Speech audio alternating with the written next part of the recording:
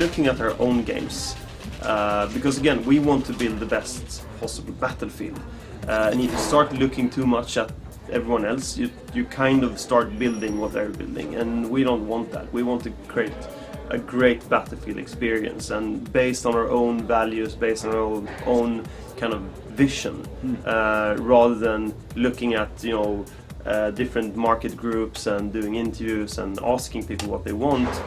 That's not how you create something that is market leading, because then you would aim towards something that someone already seen. I think that is the biggest challenge, and I think it's about not looking at the competition, not trying to mimic what the competition is doing, but try to focus on your own vision. And what we did was that we sat down and said, where do we want to be in 5 years, rather than saying what did we just do, how can we make it better.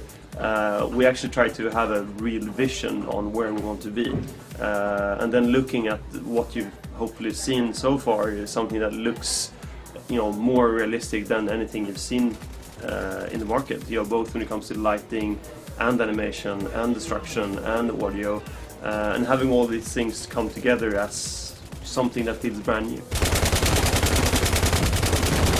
You shouldn't try to build the single player in multiplayer or vice versa. You should have single player being the narrative directed experience. Multiplayer should be the sandbox, do whatever you want, pull any cards you can find, whatever you can see you can blow up, the whole the spectacle of war.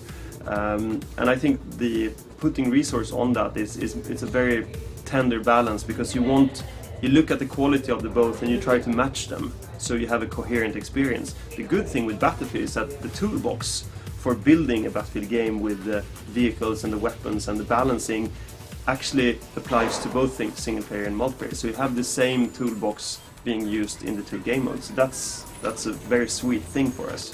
For Battlefield 3 in particular, I would like people to say that that game really took the genre forward.